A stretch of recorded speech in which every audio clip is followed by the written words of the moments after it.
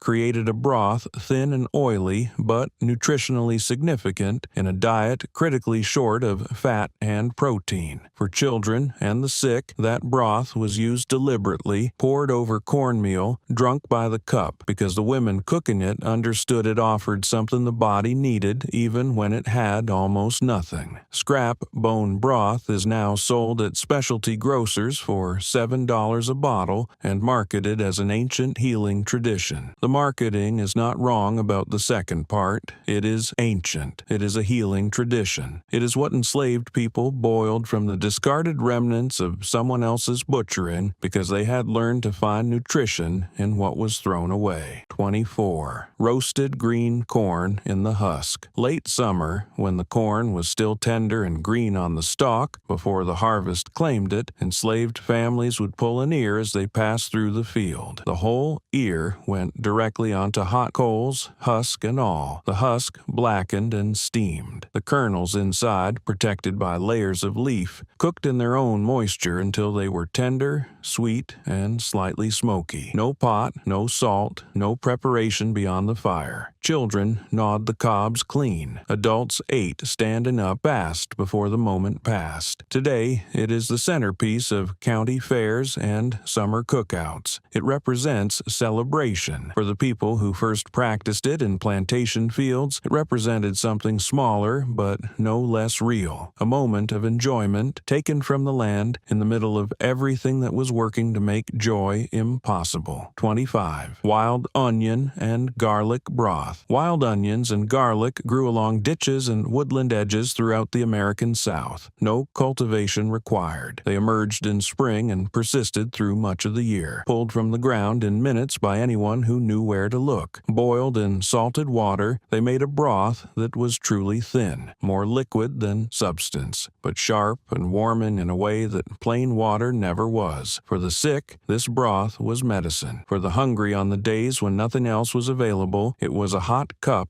that told the body it was being cared for. And here is where we end. Wild onions and garlic are the foundation of nearly every cuisine on earth. Every great cooking tradition begins with something in the allium family hitting heat. The smell that means cooking has begun, that something is being made, that someone is feeding someone else. Enslaved people started with nothing. They were given scraps and bones and weeds, and the fruit of trees nobody wanted. They built from those things a food culture that this country still eats from, still draws from, still too often claims without crediting. From the first kernel of parched corn to the last thin cup of wild onion broth, every dish on this list is a testament to what people do when they refuse to let the worst circumstances determine what they leave behind. They leave behind the knowledge of how to feed each other, and that knowledge, unlike almost everything else, cannot be taken away. If any of this brought back a memory, a smell from a kitchen, a story someone in your family told, a dish you have not thought about in years, leave it in the comments. These recipes do not live in cookbooks. They live in memory, and the only way to keep them alive is to keep talking about them. Tell us what your family made. Tell us if you knew where it came from. Tell us if any of this surprised you, or if it confirmed something you already felt but did not have the words for. Because that conversation right there in the comments is how this knowledge survives. So talk.